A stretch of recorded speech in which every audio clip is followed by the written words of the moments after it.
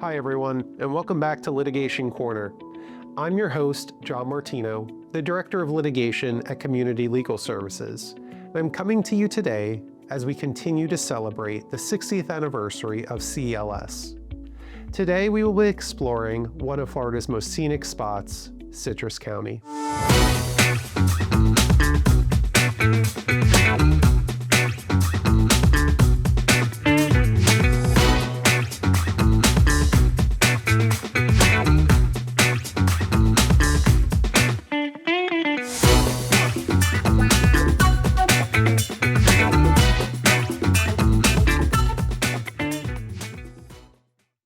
Citrus County, named for its once thriving citrus trees, is full of history and natural beauty. Today, Citrus County is best known for its outdoor recreation and ecotourism, drawing in visitors to its stunning springs, including Homosassa Springs and Crystal River National Wildlife Refuge. Charming towns like Inverness and Crystal River make the county a popular spot for fishing, boating, and scalloping. Citrus County is often called the manatee capital of the world because of its large manatee population. In Crystal River, visitors can take guided boat tours or kayak through rivers and springs to see the manatees up close, while learning about their habits and the importance of protecting their natural habitats. The county also celebrates community and culture and events like the annual Dragon Boat Festival, which brings people together for a day of racing, food, and fun. When we talk about connecting to the community through CLS, we mean providing residents with access to legal help and resources that make a real difference in their lives. Across Citrus County and the entire CLS service area, many community members face challenges ranging from housing and family law issues to consumer concerns. That's why CLS works every day to provide legal support in areas that touch people's daily lives, including housing, family stability, consumer protection, education, safety, health, and benefits. In Citrus County, that commitment means more than just advice. Whether it's linking family to housing resources, helping them find stability, or partnering with organizations already rooted in the community, CLS is here to help. But it's good to remember that CLS cannot possibly accomplish our mission of bringing legal services across our service area if not for a dedicated team of non-attorneys, our Community Initiatives team, led by Jody Pena-Castaldi, someone who either knows everyone in our service area or is working really hard to get there. Her primary team member is Michael Weaver, who does an amazing job serving our rural counties and the western part of our service area. I recently sat down with Michael in Citrus County and discussed the difficulties of serving rural areas, as well as the importance of our work to the community. I hope you enjoy this latest edition of Direct Examination.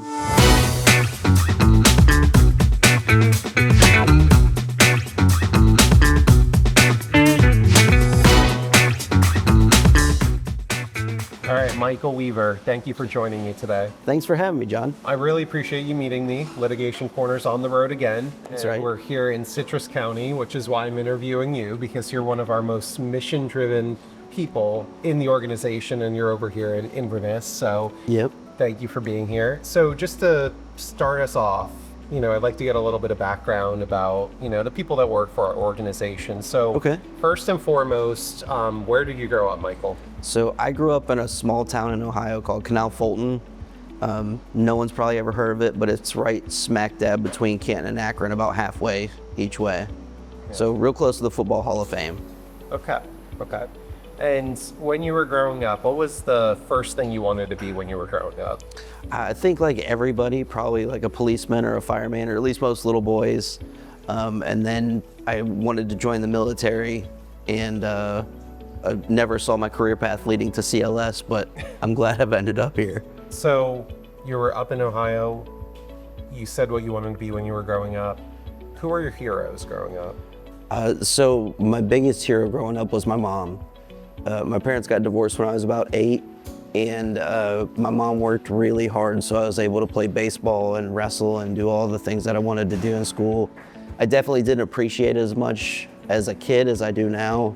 But I could see how hard she worked to be able to provide for me the things that I needed. So my mom was probably my biggest hero growing up.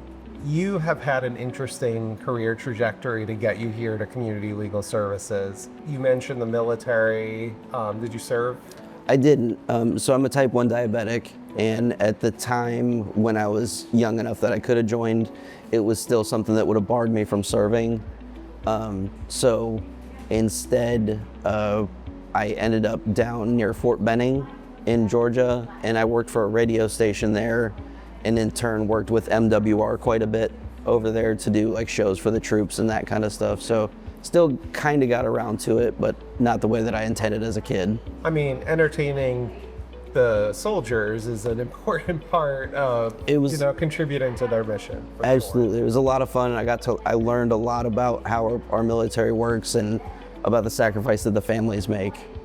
Now, one thing I know about being in the radio business, there's a lot of moving around. Is that what you were doing for a while? I moved around quite a bit. At one point, I think I moved once a year, every year. I started out in Columbus, Georgia. I went to Montgomery, Alabama, and then Opelika, which is like sister cities with Auburn. It's right by Auburn.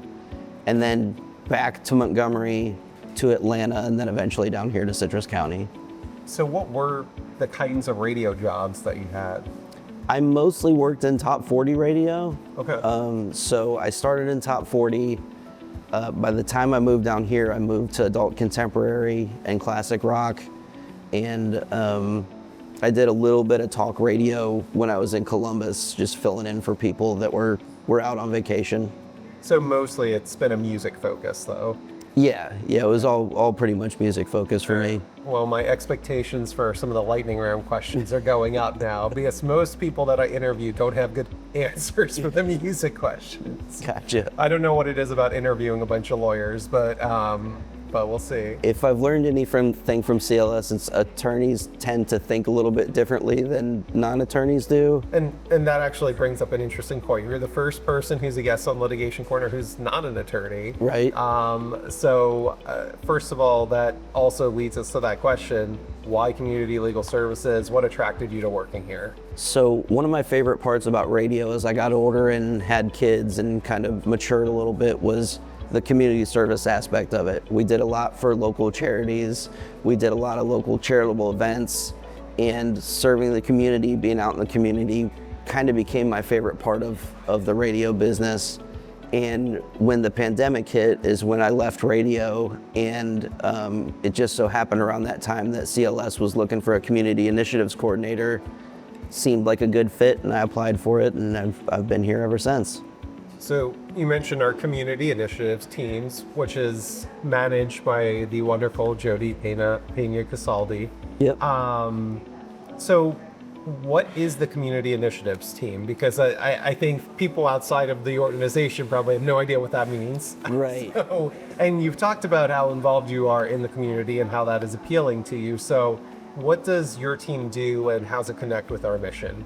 So most people, and I'm assuming here, most people know that there's a public defender if you get into criminal trouble. I think a lot of people don't know that there's a civil version of that. So our job is to get out in the community. We join community groups. We try to look for trends and things that are happening and let the community know that we're here to help and we're available as an option if they run into a civil issue. It's an interesting thing that you guys have to sell this idea to people around the community who don't really know what legal aid is. Unfortunately, legal aid is one of those things, or civil legal help. No one ever looks for an attorney until they need one. Yeah. You hear a lot of people say, well, I'll talk to my attorney. I think that generally is just, I'll get in the phone book and look for an attorney. So a lot of times we're running into people that are, if not at their worst moment, at one of their worst moments, especially depending on what that legal issue is. So being able to interact with the community, I think, is a big help in our organization. What's interesting is you guys, like you mentioned, really have to keep your ear to the ground of issues, emerging issues that are going on across our service area, which is a challenge, I think, when you're actually a team of two people, Yeah. One person in one of the more eastern counties, you in one of our western counties, and you have to cover this 12 county service area. How do you keep tabs on what's going on? So a big part of it is we have more than 120 employees, so we kind of have to talent wrangle a little bit because you as an attorney will be working some cases that you might start to see a trend, and that allows us to help get that trend to the emerging issues group, and then we can start addressing it. We have other staff members, other paralegals, other attorneys that are part of community groups in the counties that they're in. Teamwork is really what helps us be able to keep our ear to the ground and see those issues that are coming up. And I know Community Legal Services has specifically like an emerging issues committee that we're all talking about what's going on in our areas and stuff like that to make sure that we're attacking the issues that need to be attacked. Yep, absolutely. And the biggest one that I can think of, and it actually started before I started here, was the emergency rental assistance. When all of those evictions started happening with the pandemic, they were stayed, but people still didn't have the money to pay for them. So we would go out and help people do the applications for the emergency rental assistance, and then we'd have attorneys there with us that could give them advice right then and there if they needed it. That was probably one of the things that kept me here the most too, is seeing people that genuinely didn't ever have to ask for help before coming for help, because that was a scary time for a lot of people. So it was nice to be at the place that had the answers, because it helped ease my fears with it too. One of the amazing things, not just about Florida generally, but our 12 county service area, is that we have this urban and rural divide. We're obviously all connected, but for those in rural counties, it's more of a haul to get sometimes the clients who need our help. Yeah. And I know that you are a big part of connecting us to those rural communities. So can you just talk about the importance of kind of getting to where people are and conveying the message that you're conveying? So we talked about, we have that urban and rural divide. The entire county of Citrus County wouldn't fill up the city of Orlando with the population. So getting to people out here, we don't get the Orlando stations like a lot of our counties do. So it's important for us to be out here and let people know that we are here. The other part of that is a lot of rural counties, things are a little bit different than in the more urban areas. So there's a little bit of a trust gap that you have to build through. And being out in the community, being at these events, being a part of those groups, let people know that, hey, we're not just here to serve our own purposes, we're here to help you. So I think it's just building trust within the community is the best part, or the biggest part about getting out in the community, because then people know that they can call us when they have an issue. And I know part of that's also working with community organizations like the United Way and different organizations out there that also serve the community to make sure that we're getting referrals. Absolutely. I mean, it comes back to teamwork a lot of times with local organizations, because they're going to have better relationships with our clients, again, because people don't come to legal aid unless they have a legal issue, but they may also have a legal issue and not really realize it's a legal issue, which seems to be the case a lot of times with a lot of our clients. I know you have a lot of responsibilities for the organization. What is your job sort of like on a day-to-day basis? Jody always says that we're lucky to be non-attorney employees at a law firm. So we try to do anything that we can to help out. My listed duties are to, one, we join community groups, so a lot of the continuums of care, which deal with homelessness in the counties, but other community groups like that, so we attend those meetings. And then we also take care of all of the outreach events that we do. So if we're ever in public, Jody or I have put our hands on it some way. So we make sure that attorneys that are doing events have all of the items that they need to do the event. We also work on presentations to make sure that they're all branded properly with CLS. So the short answer is a little bit of everything. Right. My view on being here is I'm here to be a utility player, so I'm going to help out however I can. And some days that means driving to a client to help get signatures done, or driving to a client to get an attorney to them, or just helping meet people where they are. I think that's one of the best part about CLS, and I have to tell a Jorge story here. One of our attorneys that used to be here, Jorge, we met with a client that couldn't come into a church that we were doing an event at because of her religious beliefs. So instead of sending her away, He went outside, talked to her outside, gave her advice out there, obviously away from everybody where he was able to. But if it wasn't for him, she would have been evicted that week basically and wouldn't have got the legal aid that she needed. So I think meeting people where they are is my biggest responsibility during the day, and I look to that example to remind me of why we need to do it. Yeah. We talked about, you moved a lot in your life, and quite for quite a while, and you settled here in Citrus County. So number one, just what are the things that people in Citrus County specifically are struggling with? Housing is a big thing for Citrus County. So Citrus County, 85% of residents are homeowners. And during the pandemic, there was all that help for rentals. There wasn't a whole lot of help for homeowners. Now it came near the end of the pandemic, but with the way that prices have inflated and home prices and taxes and everything have been going up, right now that's the biggest thing. Citrus County also has a very big veteran population. We have anywhere between 20 and 26,000 veterans in the county, which is about 1 in 6 people in Citrus. So there's a lot of Veterans Affairs issues here too. And issues might not be a fair term, but dealing with the VA and discharge statuses and stuff like that. And then anything else that, is a general small town concern, because Citrus County is a bigger county, but I think we still only have about 170,000 residents. But, getting services to people is probably the biggest struggle, because there are the more rural communities in Citrus County, and developing that trust, letting people know that we're here. Those are probably the biggest issues for our county. So I did ask, and I'm going to grab my folder, because I did ask your supervisor to give me a question for you. Okay. So this is her question, to be clear. This is not my question. That's okay. Why do you believe that Michigan overall is a much better football program than Ohio State? This is a tougher question when you've asked, because we just had our first loss of the season. Obviously, I'm an Ohio State fan growing up in Ohio, and Michigan had beat us for 4 years in a row, or 4 games in a row, 6 years. But what they forget is the 8 years before that, they didn't win any of those games, and we won this year. So that team up north is a good program. They're just second to the Ohio State Buckeyes. I think what it's funny about your relationship with Jody is, like, several of your sports teams are direct rivals with each other. I think most of them are. Including the Guardians and the Tigers and stuff like that. And the Browns. Yeah. So we get to have some fun conversations.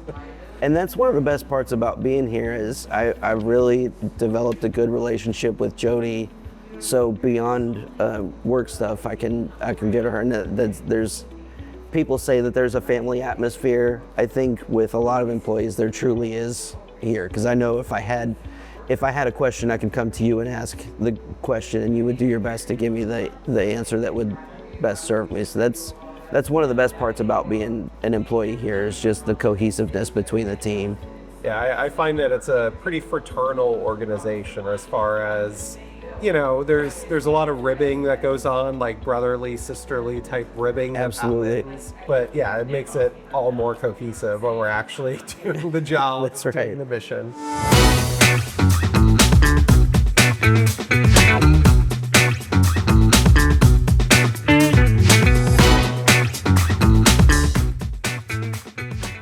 So you ready for the lightning round? I am. Okay. All right, number one, my favorite question is favorite movie. My favorite movie is The Sandlot. Okay. All right. So we're getting the baseball vibes already. All right. Favorite legal movie, if you have one. Is My Cousin Vinny. Okay. I think that's the leader in the clubhouse right now. I think that's the one I've gotten the most. So as a non-attorney, I've been told that it's the most legally accurate movie, but just seeing him go into court in that like purplish suit is maybe my favorite scene in the movie. Yes, the cross-examination is specifically very good in that movie, because he kind of covers all the different areas that you can cross-examine someone, whether it's perception or just mistake a fact or the different areas. It's the fact in the training program that I do with our younger attorneys, I specifically tell them, go watch my cousin Vinny's cross-examination scenes. All right. Favorite song? Favorite song's Hallelujah by Leonard Cohen. Okay. If you had to listen to only one musical artist for the rest of your life, who would it be? Ooh, that's a tough question. It would probably be B.B. King. Okay. All right. Favorite baseball player ever? The biggest Hall of Fame snub of all time, Kenny Lofton. He was a very fun player. Yeah. Okay. When you're on the road, which you're on the road a ton for our organization, podcast, music, or radio when you drive? It depends. Podcasts a lot of times, because I worked in radio for so long, there's not a top 40 song that I don't know every word to. Yeah. But podcasts or music mostly. Okay. Do you have a favorite non-English word? So it's actually veritas, which is justice in Latin. Mm-hmm. Oh, that's great. On brand, sir. It is a little bit on brand. It actually comes from, I don't know if you've ever seen the movie The Boondock Saints, yes. a cult classic. It's one of the brothers had that on his hand. Okay. Dream vacation. I hate Tahiti's probably one of the places that I would like to go. That, or I'd like to make it out to the Rockies sometime. I know two completely polar opposite locations, but I feel like I feel like they're both in play, right? Neither one of those is that ridiculous that you have to save a little bit for especially Tahiti and stuff, but. That's right, but. All right, so, and this one can merit a bit of a longer answer, but you live in Citrus County. What is your favorite thing about Citrus County? What are the good things to do in Citrus County? So my favorite part about Citrus County is we're far enough away from the cities that you get that rural feel, but we're not so far away that you can't go do stuff. Tampa, a little bit more than an hour away. Orlando, about an hour and a half, depending on traffic, if you have to hit I-4 or not. But probably the best thing in Citrus County for me is the fishing. I grew up fishing with my grandpa. I love fishing. You can freshwater fish here, saltwater fish, and do a little bit of everything. We're also the only place in the world that you can legally swim with manatees. And oddly enough, we're Citrus County and not Manatee County. Yeah, no, that's one of those oddball facts. I love going from county to county. What's the weird thing about a particular area? Like Volusia being one of the only places where you could drive on the beach, because most places are no, that will destroy the beach. But Volusia's well, we've been doing this for hundreds of years, racing cars on the beach, so we have to do it. So you handle a variety of roles for our organization. Like we said, you're kind of our utility guy. I know if a disaster strikes, you're going to be out there in one of the counties. I know if, like you said, there's some kind of housing crisis, you're certainly going to be up for traveling to that place. So, but that leads to a lot of traveling and a lot of seeing the different counties that we work in. What is your favorite part of kind of just traveling around and kind of seeing the different places? I think learning just the diversity of our service area has been really interesting to me, because you have Citrus and Hernando and Sumter that are all very rural. Yeah. And then you go into Orange County that has its rural spots, but is mostly, big metropolitan area. And then you get back over to Flagler, Putnam, and you get a little bit more rural again. So just the diversity between the counties. I know on my way to the staff retreat one year, I drove through Christmas, Florida. Had no idea that was a town. Not as Christmassy as you would hope, but I think just learn the diversity of the state. Because growing up in Ohio, Florida is all beaches and sand. You don't really get the nature coast in when you're outside of the state. So just learning the diversity of Florida, I think, has been my favorite part of traveling our service area. And what's the best part of being part of a legal aid organization? I think, and I go back to the housing crisis for the ERA assistance that we did, because during that emergency rental assistance, there was a family that had clearly, it was the first time they'd ever had to ask for help before. And they were in a position where they were either going to lose their home or, figure something out. So we were able to help them get their rental assistance. And the relief that the wife of the family had in her face has kind of been one of my driving forces since I've been here, because when you go to court as a non-legal person, it's scary. You know, we don't know the procedures, we don't know some of the terms, and if you don't have that experience, it can be scary. So just knowing that we're out here to help people get through that time and being able to get people to that assistance is kind of my favorite part about being here. And I know I'm doing this a little out of order, so I don't mean to throw you, but you do a lot of tabling events and different things where we're meeting people. What is, and we talked about the public defender thing earlier, but what is your elevator pitch for CLS when you talk to someone who has never heard of us before? So it depends on the event. Sometimes if it's a more like fun, upbeat event, it'll be a little bit joking. A lot of times when wives come up to me, I'm like, hey, if you need to get rid of your husband, we can help with a dissolution of marriage.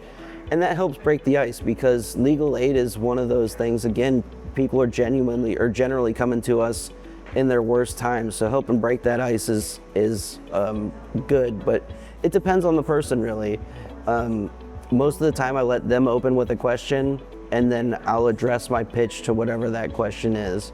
So my general overall pitch would be, we're civil legal aid, so we handle pretty much everything but criminal, immigration, or traffic. And one of our biggest units is our family unit, so we do a lot of family law. We have a veterans unit, which is also our public benefits unit. And then if you have any questions, we go from there. And I try to let people direct me to the information that they need. Because we are such a big organization, we do so much, it would be hard to get it all out in that 5-minute span. So I try to direct the information that they need to them, just depending on where we're at, what the event is, and what the questions they may be asking are. All right. Well, thank you very much for doing this, Michael. Oh, thank you for having me, John. Thank you to Michael for agreeing to be interviewed and for all the amazing work you do for our clients. Next month, we head south and explore Hernando County. Thank you for watching.